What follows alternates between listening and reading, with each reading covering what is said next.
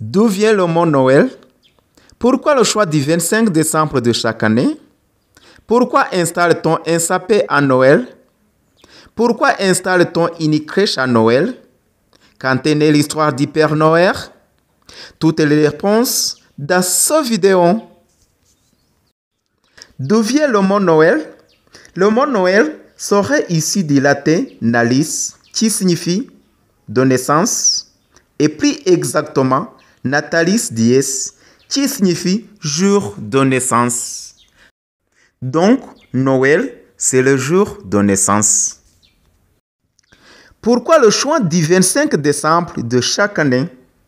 C'est Jules César, empereur romain, qui a modifié la date du solstice d'hiver au 25 décembre, lorsqu'il mit en place le nouveau calendrier solaire. C'est précisément ce changement qui instaure le page libre à choisir le 25 décembre comme la date de référence pour solstice d'hiver et donc pour la date de naissance de Jésus. Pourquoi installe-t-on un sapin à Noël? La présence d'un sapin pour Noël serait originaire des pays nordiques, de la Lettonie ou de l'Estonie, qui revendiquent cette invention.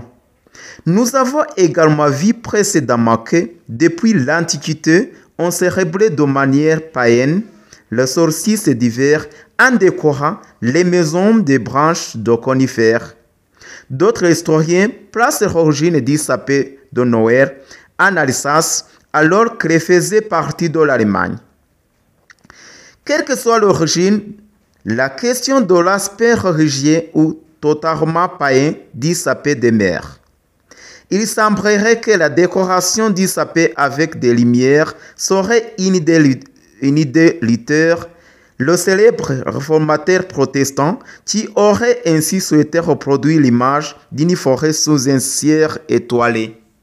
Aujourd'hui, les grillades électriques ont remplacé les bougies et les sapins illumineux se trouvent aussi bien dans les maisons que sur les places de centre-ville. Pourquoi installe-t-on une crèche à Noël? Contrairement au sapin, la crèche est clairement rattachée au christianisme. La crèche célèbre la fête de Noël et la naissance de Jésus. Quelle que soit la taille des personnages, la crèche met en scène la naissance de Jésus avec Marie sa mère, Joseph son père, les anges, les berges avec leurs moutons, les mages et les animaux. Éventuellement, d'autres personnages de la vie quotidienne peuvent également être présents pour montrer que chaque homme est concerné par Noël.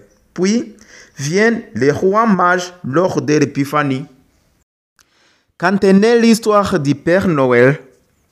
Plusieurs histoires expliquent l'histoire. Voici le groupe le plus adapté. Il y a 1700 ans, le Père Noël serait originaire d'un riche évêque turc qui avait l'habitude de distribuer des vivres et des présents aux plus pauvres pendant la nuit. Il s'appelait Nicolas de Myre, canonisé par l'Église qui souhaitait alors remplacer les personnages de fêtes païennes par des saints. La Saint-Nicolas du 6 décembre est devenue une fête religieuse.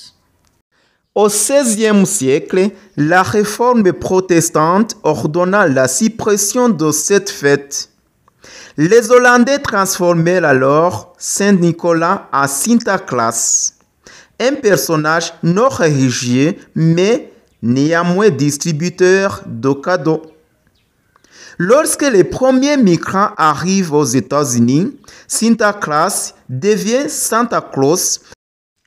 En 1863, le Père Noël est Anthony. Le dessinateur Thomas Nast publie sa première illustration du Père Noël Anthony bordé de fourrure blanche avec une grosse ceinture noire. Alors, comment est le Père Noël et Coca-Cola? À partir de 1931, la marque utilise le Père Noël dans ses publicités et le Père Noël se retrouve naturellement habillé aux couleurs de la marque en rouge et blanc. C'est à partir de cette époque que le Père Noël devient une star mondiale aux grandes dames de l'Église catholique qui regrette de cet amalgame entre le Père Noël et la naissance de Jésus.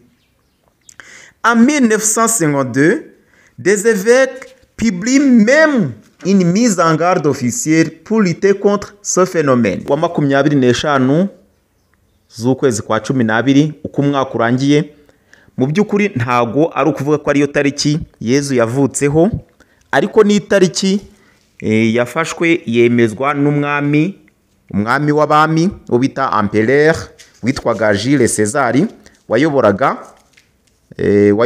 abaromani. Agendera rero ko bari basanzwe muri kuriya kwezi kwa 12 bagiraga umunsi mukuru, bagiraga ibirori by'uko muri biriya bihugu byo mu Burayi hari igihe hajya habaho igihe ijoro ritangana n'amanywa, ariko muri kuriya kwezi kwa 12 ho biba bikabije cyane ku buryo ijoro riba rirerire ugereranyije n'amanywa. Icyo gihe rero bakongera kubona urumuri, bakumva ko ari Imana y'abaromani ibahaye urumuri, bakavuga rero icyo gihe bakayambaza bakayisenga. Ariko icyo gihe umwami w'abaromani we ntabwo ari uko yabifashe, we yafashe iriya tariki ahubwo avuga ko ariho urumuri nyarumuri ari we Yezu yaje mu bantu, noneho arabyemeza nk'umuntu wari ufite imbaraga. Umwami w'abami muramwumva, Empereur ni umuntu w'ikirenga, arabyemeza n'abandi babigenderaho ku buryo avuga ati uyu munsi niwo munsi tuzajya twizihizaho ukuza k'umucunguzi, ukuza k'umwana w'Imana, kuko n'ubundi umwana w'Imana ni urumuri rwaje mu bantu. Uriya munsi rero mu by'ukuri bakaba bari basanzwe bawukoreraho ikirori ku itariki 21 z'ukwezi kwa 12, ariko siko byagenze. Ubwo afite impamvu yahisemo 25. Bigenda gutyo, bigenda bikura kugeza ubwo bizengurutse isi yose, yemeza bigenda bibageraho ko ku itariki 25 ari ukuvuka kwa kana Yezu. Ku bakatolike nibyo bita incarnation, bavuga ko ari bwo Yezu yari asanzwe ariko yavuye mu mwuka yigira umuntu, ni Imana yigize umuntu. Icyo gikorwa rero kikaba cyari igikorwa gikomeye kugira ngo imibereho ya muntu Yezu agaragaze ko nawe yayibayemo kandi akabasha kuyivamo neza, agatsinda ikibi, akanazuka nk'uko natwe tuzazuka. Mbere rero ntago uyu munsi bawufetaga nk'uko bawufeta uyu munsi, ahubwo umunsi bahaga agaciro wari umunsi wo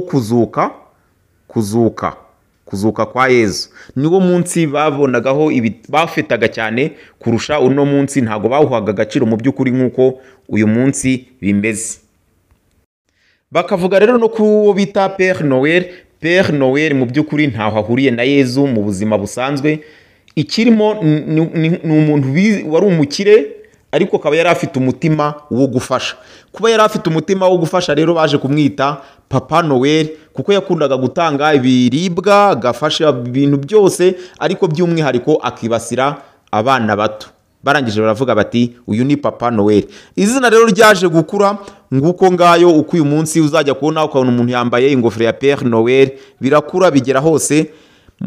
Aza kuba n'umutagatifu, urumva kubera ibikorwa bye yabaye n'umutagatifu, mutagatifu Père Noël.